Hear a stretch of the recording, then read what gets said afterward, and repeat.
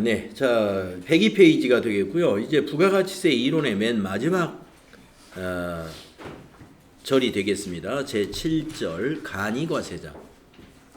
자, 간이과세자에 대해서 TAT 2급에서 조금 더 자세히 설명하고 있으니까요.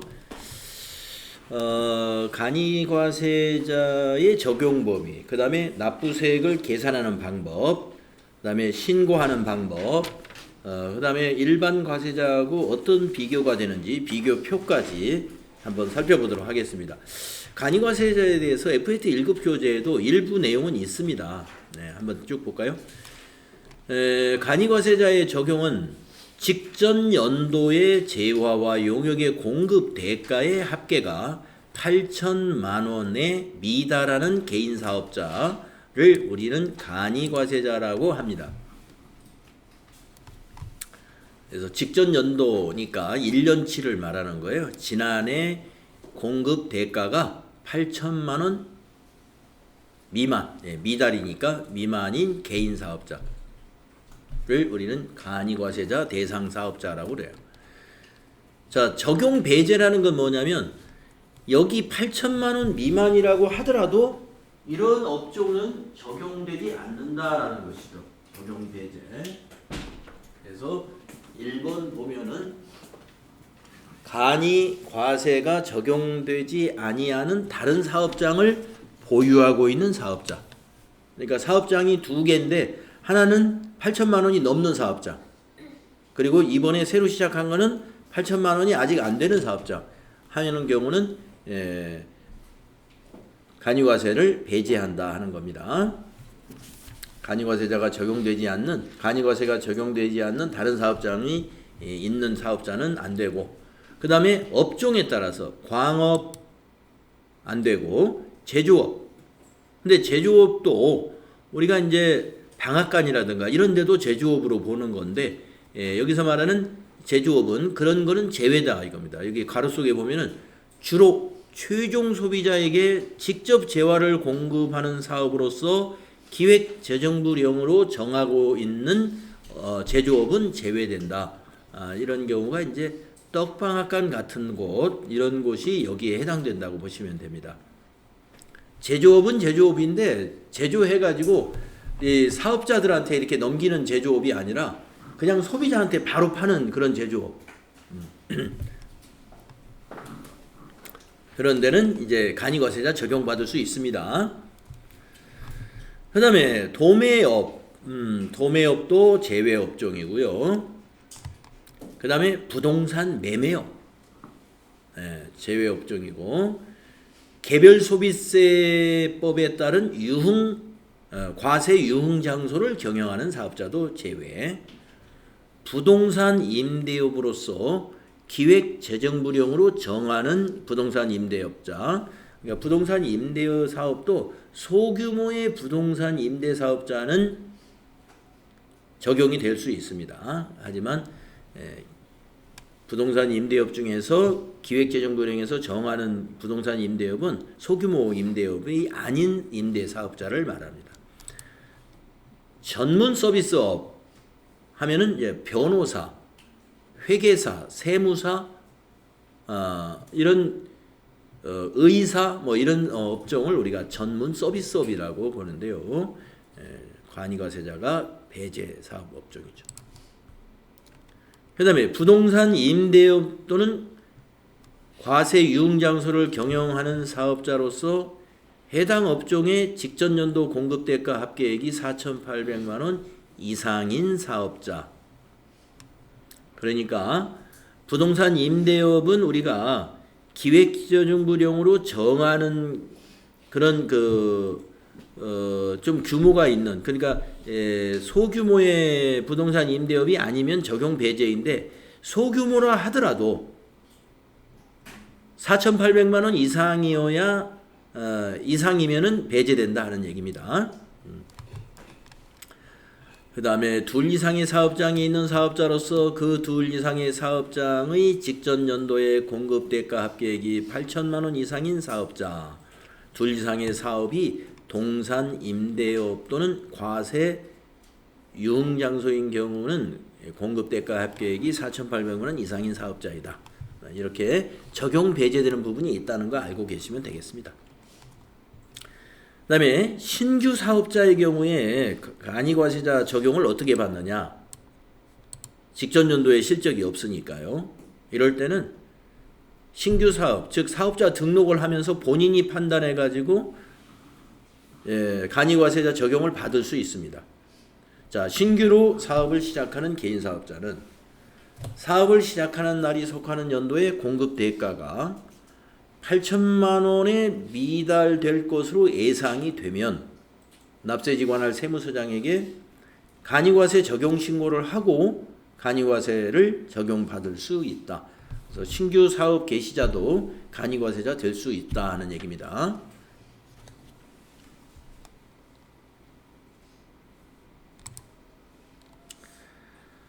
자, 그러면 이 간이과세자의 납부세액은 어떻게 계산되느냐, 어떻게 계산하는가 한번 보겠습니다. 간이과세자의 납부세액은요, 과세 표준에다가 업종별 부가가치율이라는 걸 곱합니다. 이게 부가가치율은 이익률과 같은 개념이에요. 업종별 이익률, 즉 부가가치율을 국세청에서 정해놨어요. 정해놔가지고 이익의 10%. 그래서 여기서 과세 표준은 또 일반 과세자의 과세 표준과 좀 다릅니다. 이 간이과세자의 과세 표준은 공급 대가가 과세 표준이에요. 이게 공급 대가.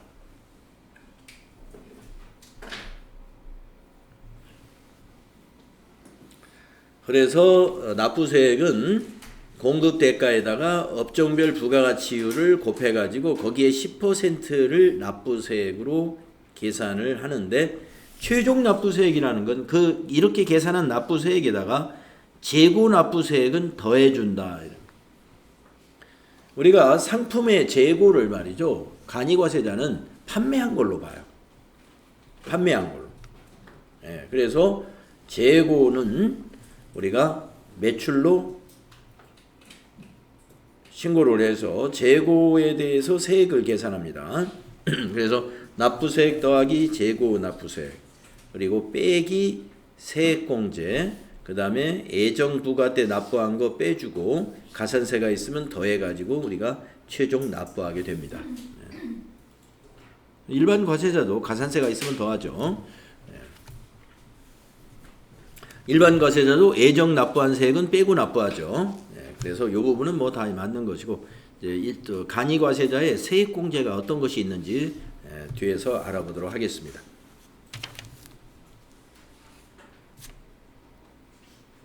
자, 거기 103페이지로 가보시면은 과세 표준이 무엇인지 설명을 하고 있는데요. 아까 말씀드렸다시피 간이과세자의 과세 표준은 해당 과세기간의 공급 대가가 과세 표준이다. 공급가액이 아니다 하는 얘기입니다.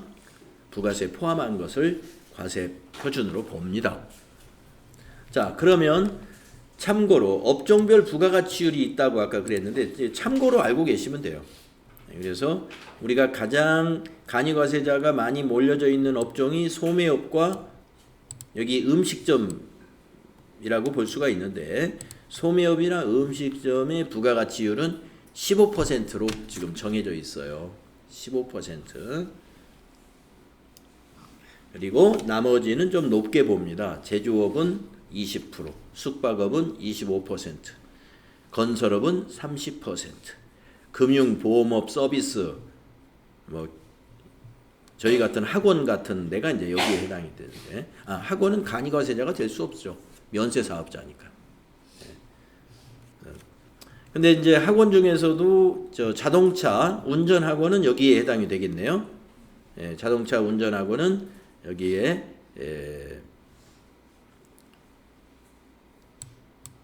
기술 서비스업 여기에 해당이 되기 때문에 학원 중에서 과세 사업자인 경우에는 여기 이것이 적용받아지게 될 것 같습니다. 부가가치율이 아주 높죠. 40%. 네, 그 밖에 서비스업은 30%.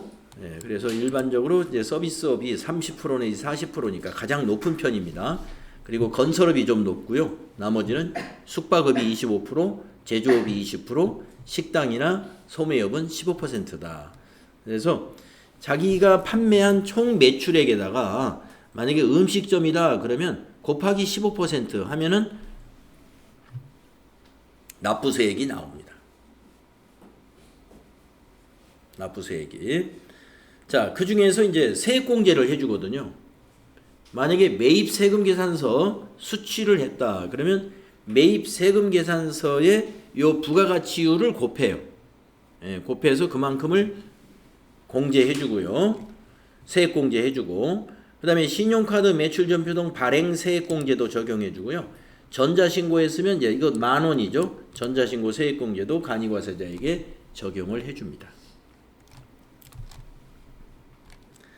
자, 애정부과와 납부에 대해서 한번 알아보겠습니다.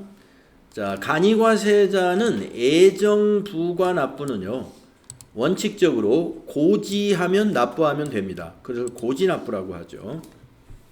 그래서 관할 세무서장은 간이과세자에 대하여 직전 과세기간에 대한 납부세액의 2분의 1에 해당되는 금액을 부과기간에 고지를 하게 됩니다. 그러면 은행에다가 납부만 해주면 되겠습니다. 그런데 예외가 인정이 되는데 신고할 수도 있어요. 신고하는 이유는 번거롭지만 신고를 하는 이유는 내용을 한번 읽어보겠습니다. 휴업이나 사업 부진 등으로 인하여 예정 부과기간의 공급대가의 합계 또는 납부세액이 직전 과세기간의 공급대가의 합계액 또는 납부세액의 3분의 1에 미달하는 경우. 자, 세무서에서는 2분의 1에 해당되는 금액을 고지를 내보낸단 말이에요. 그런데 우리는 실적이 나빠져 가지고 3분의 1도 안 돼요.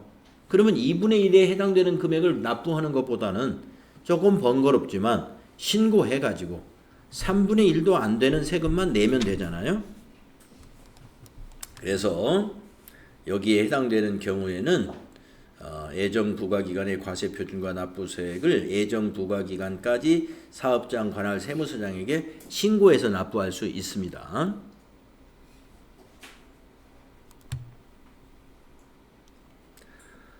그 다음에 확정신고의 납부. 간이과세자의 과세기간에 과세표준의 납부세액은 그 과세기간이 끝난 후 25일 이내에 납세지관할 세무서장에게 확정신고를 하고 납세지관할 세무서장 등에게 납부를 합니다. 여기 기간이 없는데요. 기간을 한번 여기다 적어보겠습니다. 예정부과 납부는 7월 25일까지 납부하는 거예요. 7월 25일까지. 기간은 과세기간은 1월부터 6월 것까지. 과세기간이 예정 과세기간이 1월부터 6월이에요. 그리고 납부는 7월 25일까지 납부합니다. 그 다음에 확정신고 납부는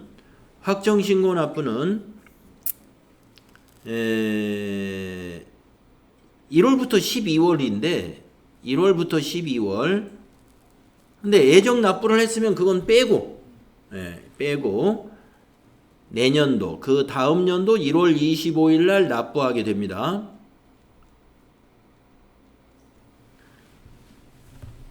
그래서 간이과세자는 실제로 신고하는 경우는 1년에 한 번만 하면 되게 돼 있어요. 1월부터 12월 거 12달치를 다음에 1월 25일 날 신고하고 납부해 주면 됩니다. 그러면 7월 25일 날 납부한 세금이 있으니까 어떻게 해요? 이때 납부할 때 예정 때 납부한 건 빼고 납부하면 돼요. 기납부세액으로. 세금을 2번 내는 건 아니고. 그래서 간이과세자는 1월부터 6월 거는 세무서에서 고지서가 온단 말이에요. 그 고지서를 보고 그대로 그냥 납부하시면 돼요. 그대로 납부하시고 그리고 1월부터 12월 거는 고지서가 안 와요. 고지서가 안 오니까 우리가 신고서를 만들어 가지고 신고 납부하는데 다음에 1월 25일까지 신고 납부하게 됩니다. 그렇기 때문에 간이과세자는 일단 신고 납부하는 그 행정 업무가 1년에 한 번만 하면 되니까 일반 과세자에 비해서 번거롭지가 않다는 거죠. 그리고 그 납부세액의 계산 그 구조를 보면은 일반 과세자보다는 세금이 부담이 줄어들어요. 이런 방식으로 거기 102페이지에 있는 과세표준 곱하기 업종별 부가가치율 곱하기 10% 이렇게 해서 내면은 일반 과세자보다 세금 부가세 부담이 줄어듭니다.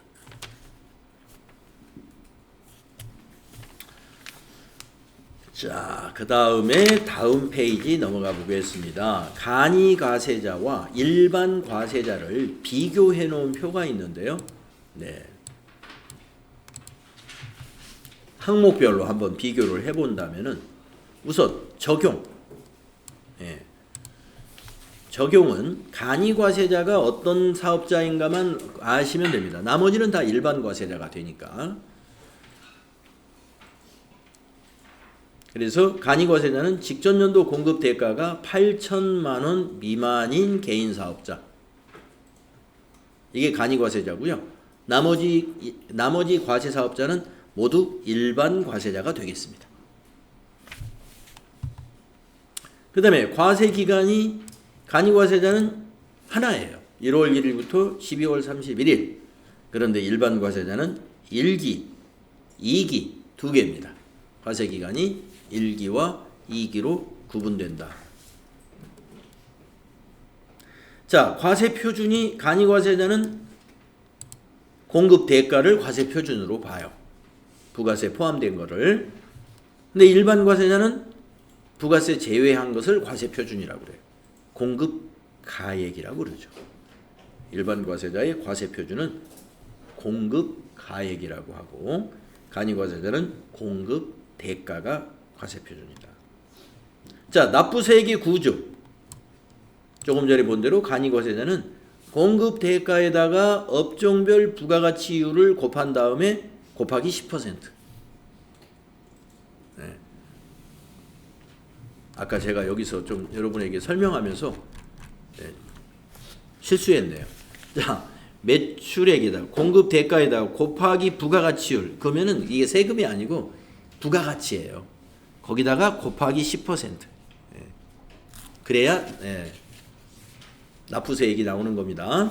그러니까 부가가치율 곱한 게 세금이 아니고 공급 대가의 부가가치율을 곱하면 그게 부가가치, 즉 이익이 된다 이거죠. 그 이익에 곱하기 10%. 그렇게 납부세액이 나오는 거예요. 지금 아까 조금 전에 한 말이 생각이 나서요. 시정하겠습니다.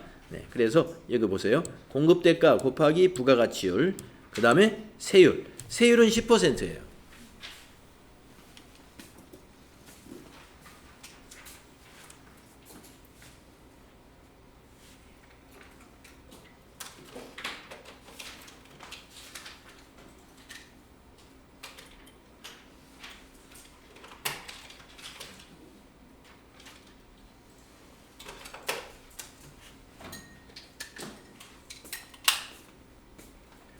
세율은 10%. 그래서 간이과세자 세율과 똑같고요. 일반 과세자는 여러분 잘 알다시피 일반 과세자는 여기가 뭐냐면 매출세액이죠. 공급가액 곱하기 10%가 매출세액이잖아요. 마이너스 매입세액. 그래서 일반 과세자는 매출세액에서 매입세액을 빼가지고 납부세액을 계산한다.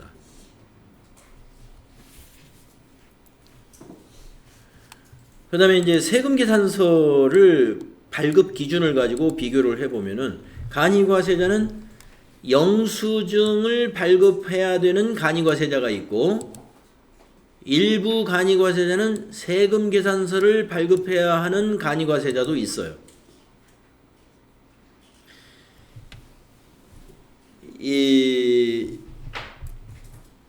과거에 우리가 4,800만 원, 우리가 적용 대상이 간이과세자는 8천만 원이 아니고 과거에 부가가치세법이 개정되기 전에는요. 4,800만 원 미만인 개인 사업자를 간이과세자라고 분류를 했었습니다. 그럴 때 그때는 간이과세자는 세금 계산서를 발급할 수 없었어요. 모두가. 그런데 중도에 우리가 몇 년 전에 간이과세자의 범위를 8천만 원 미만으로 상향 조정을 했습니다. 그렇게 됐기 때문에 지금도 영수증을 발급하는 간이과세자는 4,800만 원 미만인 간이과세자, 세금계산서 교부가 가능한 간이과세자는 직전 연도의 매출액이 8천만 원, 즉 그러니까 4,800만 원 이상 되는 간이과세자는 지금은 세금계산서를 교부하고 있습니다. 그래서 영수증을 발급하느냐 세금계산서 발급하느냐는 기준은 과거의 기준 4,800만 원을 기준으로 구분이 됩니다. 일반 과세자도 영수증 발급 가능한 일반 과세자도 있죠.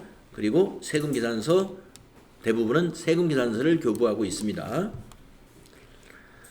그 다음에 세금계산서 수취에 대해서 우리가 매입세 공제를 해주잖아요. 세금계산서 매입 수취한 부분에 대해서 우리가 일반 과세자는 매입세액 전부를 공제해 주지 않습니까? 세금계산서에 표시된 매입세액 전부를. 그러나 간이과세자는 공급 대가의 0.5%를 납부세액에서 공제해 줍니다. 공급 대가의 0.5%. 네, 그러니까 일반 과세자는 공급가액의 10%잖아요. 그게 매입세액이지 않습니까? 그런데 간이과세자는 우리가 이 방식으로 납부세액을 계산을 한 다음에 세액공제 해주는 개념이기 때문에 공급대가의 0.5%를 세액공제 해준다는 거. 그 다음에 대손세액 공제제도 있죠. 대손세액. 외상매출금을 못 받게 되면은 일반 과세자는 대손세액을 모두 공제해 줍니다. 그러나 간이과세자는 적용받을 수 없다. 간이과세자의 장부에 대해서 신뢰가 떨어지기 때문에 대손에 대해서 잘 신뢰하지 않는 거예요. 그렇기 때문에 또 세금계산서 발급하지 않는 간이과세자도 있잖아요. 그렇기 때문에 대손세액 공제는 간이과세자는 적용 대상이 아닙니다. 일반 과세자는 우리가 신뢰가 되기 때문에 대손세액 공제 해주고 있고요. 의제매입세액 공제, 의제매입세액 공제도 간이과세자는 적용이 안 됩니다. 과거에는 적용이 됐었어요. 이게 8천만 원으로 그 간이과세자의 한도가 높아지면서 의제매입세액 공제를 적용받을 수 없게 바뀌었습니다. 그래서 간이과세자는 의제매입세액 공제를 받을 수 없고 일반 과세자는 의제매입세액 공제가 됩니다. 그 다음에 납부 의무가 면제되는 제도가 있는데요. 간이과세자의 경우에는 공급 대가가 4,800만 원 미만인 경우에는 신고를 하고 납부는 하지 않습니다. 그러니까 과거의 간이과세자의 공급대가 기준인 4,800 미만인 간이과세자는 아예 세금을 납부하지 않는다. 부가가치세를. 근데 신고는 해줘야 돼요. 신고해야 공급대가가 얼마인지 관할 과세관청에서 알 수 있기 때문에. 하지만 일반 과세자는 납부 의무 면제가 없어요. 일반 과세자는 공급대가든 공급가액이든 단 1,000만 원이라도 면제되는 부분이 없습니다. 그래서 일반 과세자는 납부 의무 면제는 없고 간이과세자에게만 공급대가가 연간 4,800만 원 미만이면 납부할 의무가 없다. 즉 세금을 면제해주는 제도가 있습니다. 그 다음에 포기제도가 있어요. 간이과세는 포기제도가 있습니다. 간이과세를 포기하는 제도가 있는데 일반 과세자가 일반 과세를 포기할 수는 없어요. 그러면 간이과세자가 간이과세를 포기하면 뭐가 된다는 얘기냐? 일반 과세자로 간다는 얘기예요. 그래서 간이과세자는 포기하고 일반 과세자로 갈 수 있습니다.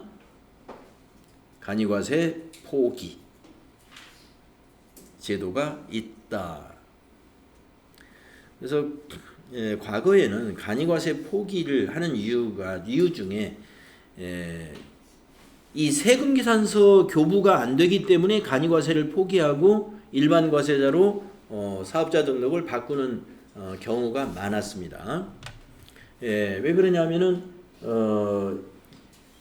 그 기업을 상대로 해서 그 사업을 하려고 하면 항상 세금계산서 발급을 요구하거든요.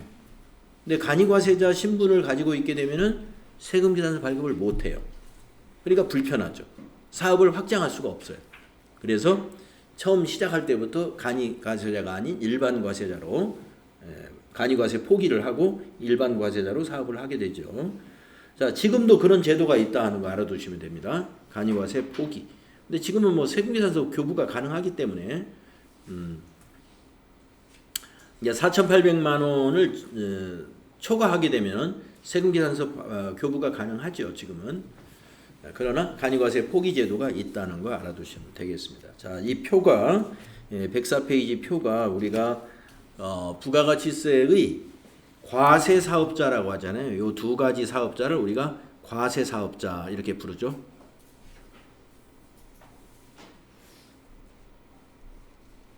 부가가치세법상 과세 사업자는 간이과세자와 일반 과세자가 존재하는 것입니다.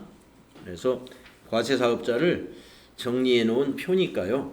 이것도 좀 중요한 내용이라고 볼 수 있어요. 자, 이렇게 해서 우리가 이제 부가가치세 이론의 정리를 마쳤습니다. 마쳤으니까 또 부가가치세 정리 문제, 유형별 연수 문제를 좀 풀어보고 가야 될 것 같아요.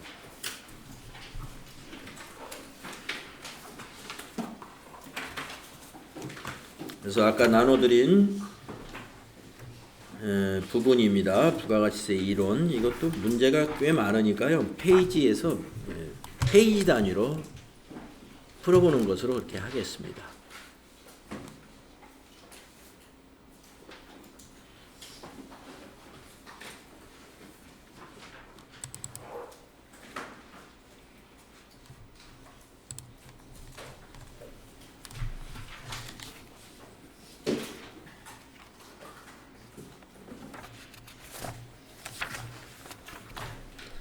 네, 여기 추가로 나왔기 때문에 페이지가 그냥 1페이지 이렇게 되어 있으니까요. 네.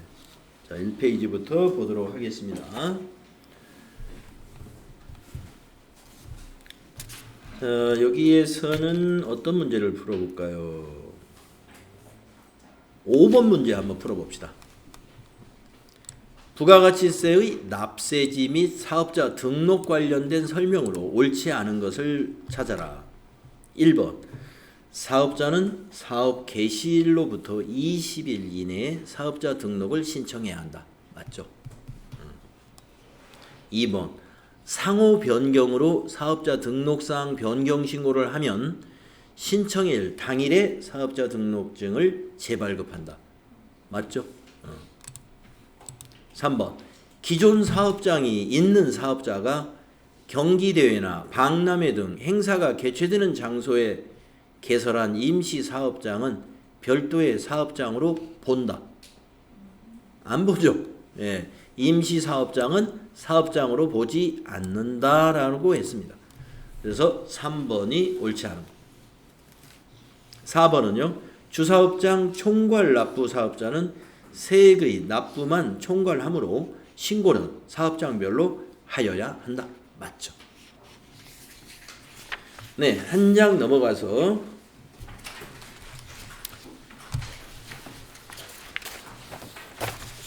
과세 대상 거래에서 3번 문제 한번 보겠습니다. 과세 대상 거래에서 3번 문제. 과세 사업자인 주식회사 한공의 다음 거래 중 부가가치세가 과세된 거래는 이 말이겠죠. 네. 가번 담보 목적으로 부동산을 제공했다. 예, 이건 공급이 아니니까 과세가 아니고. 나번 매입세액을 공제받지 못한 재화를 거래처에 증정했다. 예, 우리가 만약에 매입세액을 공제받은 것을 거래처에 증정했으면 과세예요. 그러나 공제받지 않았기 때문에 우리가 증정했어도 부가세 과세하지 않습니다. 그다음에 4번 특수관계인에게 사업용 부동산을 무상으로 임대했다. 이거는 우리가 용역의 공급에 무상 공급 중에서 유일하게 과세되는 사례가 이거 하나 있었죠. 과세. 건물을 교환하는 경우 교환 거래도 과세. 그래서 다라가 과세 거래에 해당이 되겠습니다. 그 옆에 줄에서도 하나 풀겠습니다. 8번을 한번 보죠. 8번. 다음 중 부가가치세법상 용역의 공급에 해당하지 않는 것은 1번 건설업의 경우 건설업자가 자재 전부나 또는 일부를 부담한다. 건설업은 무조건 다 용역입니다. 2번 자기가 주유자재를 전혀 부담하지 아니하고 상대방으로부터 인도받은 재화를 단순히 가공만 해주는 것 용역이죠. 3번 산업상, 상업상 또는 과학상의 지식이나 경험 또는 숙련에 관한 정보를 제공하는 것. 예, 우리가 용역이라고 그러죠. 이런 것을. 다음 4번. 자기가 주유자재의 전부 또는 일부를 부담하고 상대방으로부터 인도받은 재화를 가공하여 새로운 재화를 만드는 가공계약에 따라 재화를 인도하는 것. 주유자재의 일부를 부담했지 않습니까? 그래서 이거는 재화의 공급에 해당이 됩니다. 용역의 공급이 아니고 4번은 재화의 공급이다. 재화의 공급. 자, 다음 페이지 3페이지로 넘어가서요.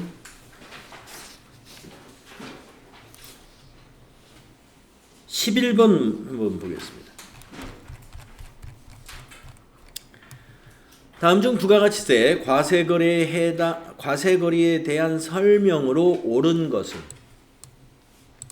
1번 광업권의 양도는 재화의 공급에 해당하지 않는다. 틀렸어요. 여러분 광업권이 무형자산이죠. 양도는 재화의 공급이고 대여는 용역의 공급이라고 그랬죠. 그러니까 양도했으니까 재화의 공급에 해당합니다.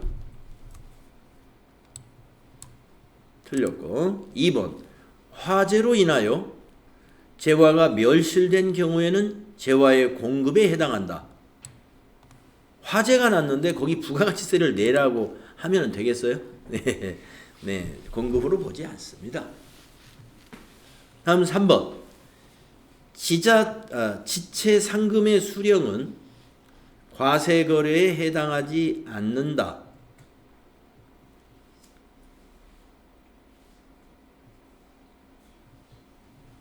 네.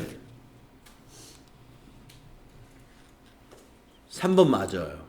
예, 이거는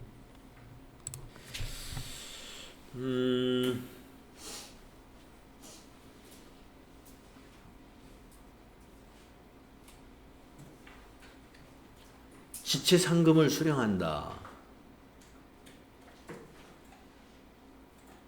우리가 이제 여기서 말하는 지체 상금이 우리 지금 소득세법에서 나오는 그 기타 소득에 대한 지체 상금 아마 그걸 말한 것 같아요. 지체 보상금.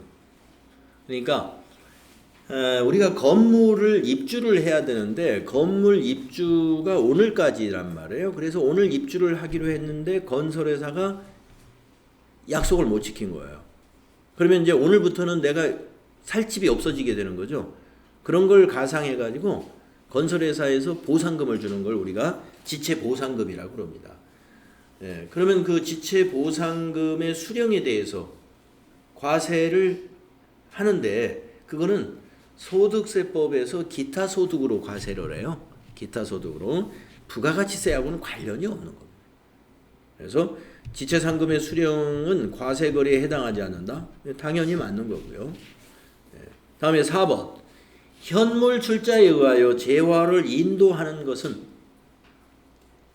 과세거래에 해당하지 않는다. 과세거래입니다. 현물 출자. 현물 출자라는 것은 건물을 출자했다 이거예요. 그럼 부가세 납부해야 돼요. 그래서 건물을 판매한 걸로 보게 됩니다. 해당하지 않는 것이 아니라 과세거래에 해당한다. 11번은 1, 2, 4번은 틀렸습니다. 3번이 맞는 건데 지체상금 수령이라는 건 나중에 소득세법 공부할 때 기타 소득에서 나오는 그러한 소득인데요. 다음에 16번 문제 한번 보도록 하겠습니다. 16번 다음 중 부가가치세법상 재화와 용역의 공급 시기로 옳지 않은 것은 공급 시기에 대한 질문이에요. 재화. 수출하는 경우는요. 선적일이 공급 시기입니다. 네, 맞았어요. 2번 폐업 시 잔존재화는 폐업하는 날이 공급 시기입니다. 가끔 폐업 신고하는 날 이렇게 보기가 나올 때 있는데 그건 틀렸어요. 신고 기준이 아니고 폐업 신고할 때 폐업일을 거기다 적거든요. 그 폐업한 날. 그래서 2번도 맞았습니다. 다음에 단기 할부 판매. 대가의 각 부분을 받기로 한 때. 이거 틀렸네요. 대가의 각 부분을 받기로 한 때는 단기 할부가 아니고 장기 할부죠. 장기 할부. 장기 할부예요. 그러면 단기 할부는 공급 시기가 언제일까요?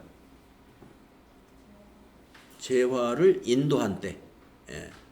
우리 일반 현금 판매나 똑같아요. 그냥 외상 판매, 현금 판매, 할부 판매 다 같습니다. 재화를 인도하는 때가 공급 시기고 장기 할부 판매만 달라요. 대가의 각 부분을 받기로 한 때. 그래서 3번이 옳지 않은 겁니다. 4번 위탁. 위탁 판매는 수탁자가 판매하는 날을 공급 시기로 봐요. 그래서 수탁자의 공급일 맞습니다.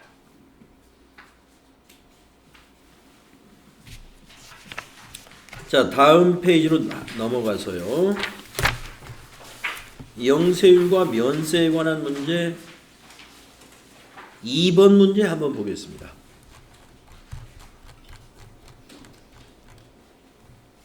다음 중 부가가치세법상 영세율에 대하여 잘못 알고 있는 친구는 누구인가? 자, 철수를 보겠습니다. 수출을 촉진하기 위해 수출하는 재화는 영세율이 적용된다.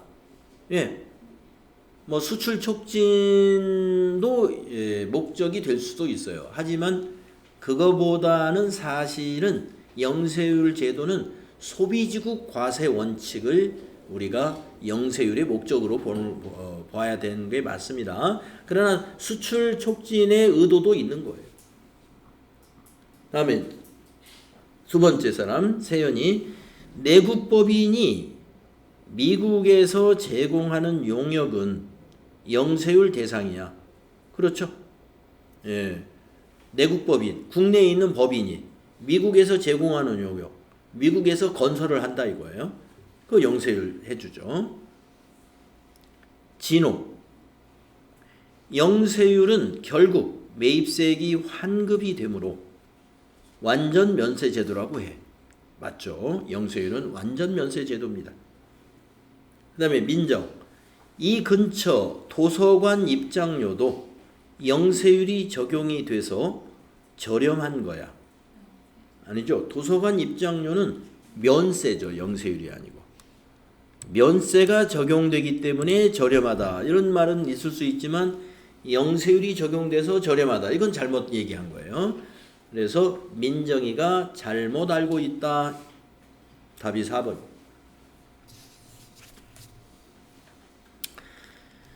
다음은 7번 문제. 그 옆에 7번 문제 한번 봅시다. 다음 중 부가가치세법상 면세에 관한 설명으로 옳지 않은 것은? 자, 1번. 면세 사업자는 부가가치세법에 따른 사업자 등록 의무가 없다. 맞아요. 면세 사업자도 사업자 등록이 있긴 있습니다. 사업자 등록을 하긴 하는데 부가가치세법에 따라서 하는 것은 아니에요. 소득세 때문에 하는 거예요. 그래서 부가가치세법에 따라서 사업자 등록 의무가 있는 것은 아니다. 이건 맞는 거고 1번은. 2번 면세사업자가 면세재화를 수출하는 경우에는 별다른 절차 없이 영세율이 적용된다. 틀렸습니다.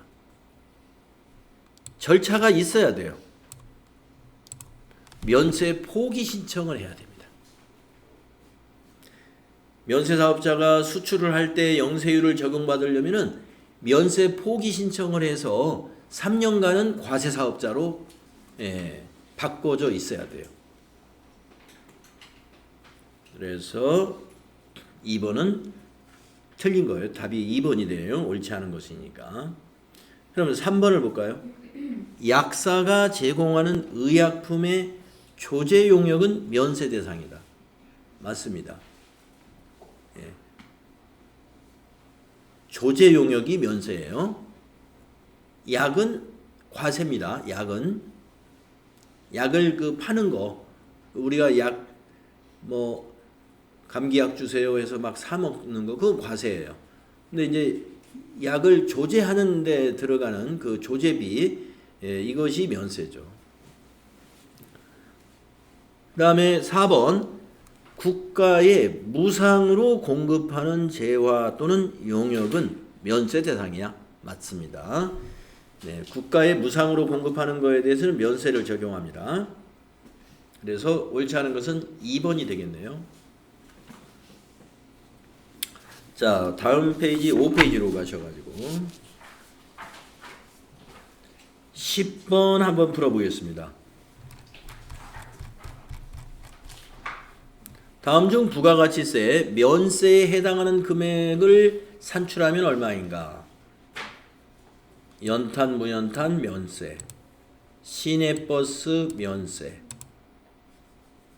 네, 수집용 우표는 과세고요. 광고는 과세입니다. 그래서 30만 원 답이 되겠죠. 다음은 거기 과세표준과 세액에서 2번 문제 한번 풀어보겠습니다. 다음 중 부가가치세 공급가액에 포함되는 것은, 자, 공급가액에 포함되는 거. 가번 인도전에 파손된 원재료 포함 안 되죠. 인도하기 전에 파손됐으니까 파손된 원재료는 공급가액이 아닙니다. 다음에 나번 재화 또는 용역의 공급과 직접 관련이 되지 아니하는 국고보조금, 과세표준 아니죠. 이것도 공급과 관련이 없는 국고보조금이니까. 그 다음에 다번 장기 외상 매출금에 할부이자 과세표준 포함되죠. 그 다음에 라번 제품의 외상 판매 가액에 포함된 운송비. 네, 공급에 포함된 것은, 외상에 포함된 것은 공급가액에 포함됩니다. 네. 외상 판매가액에 운송비가 포함되어 있다 하는 것은 공급가액으로 봤다는 얘기예요. 공급가액으로. 그래서 공급에 포함된 것은 우리가 공급가액으로 봅니다. 다라가 공급가액에 해당이 됩니다.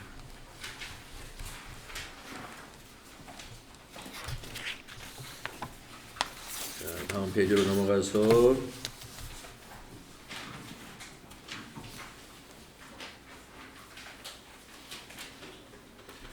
어, 4번 문제 한번 풀어줘.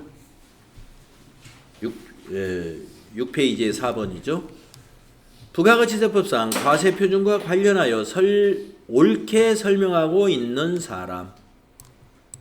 다솜이 특수관계인에게 저가로 재화를 공급하면 부당행위 계산 부인이 적용될 수 있죠. 적용될 수 있습니다. 다솜이 옳게 설명했고요. 다음 진리. 대가의 일부로 받는 하역비는 과세표준에 포함해야 돼. 맞아요. 아까도 운송비 과세표준에 포함한 이유가 뭐예요? 외상매출금에 포함되어 있잖아요. 그 운송비가 만약에 우리 회사가 부담했다면 그거 과세표준 아니에요. 우리 회사의 판매관리비로 처리하면 됩니다. 근데 외상매출금에 포함된 운반비예요. 그러니까 그건 과세표준. 부가세가 과세되는 거고, 이번에도 진리가 말한 하역비, 이 하역비를 우리가 판매하면서 하역비가 발생했는데 과세표준에 포함했다는 건 뭐예요? 세금계산서 공급가액에다가 하역비를 넣었다 이거예요. 과세겠죠. 그 말이 아니고 대가의 일부로 받았다 이거예요. 하역비를 누구한테 받았다는 거예요? 매입자한테 받았다 이거예요. 그럼 우리가 부담한 게 아니잖아요. 우리가 부담했으면 판매관리비인데, 우리가 부담한 게 아니라 매입자 부담으로 받은 거니까 과세표준. 다음에 민수. 회수가 불가능한 대손금은 과세표준에서 차감해야 한다. 대손금은 과세표준에서 빼서는 안 됩니다. 대손세액은 공제해 주는데, 자, 과세표준에서 빼서는 안 되는 게 장대하가 있었죠. 장대하, 장여금, 여기 대손금, 하자보증금의 하. 장대하는 과세표준에서 차감할 수 없다. 그래서 민수 틀렸어요. 다음에 은이. 대가와 함께 회수하는 연체이자는 과세표준에 포함해야 해. 할부이자는 과세표준에 넣지만 연체이자는 과세표준이 아닙니다. 연체이자에 대해서는 부가세를 과세하지 않아요. 할부이자는 포함합니다. 과세표준에. 그래서 은이도 틀렸습니다. 다솜 진리가 답이에요. 1번이 답이 되겠습니다.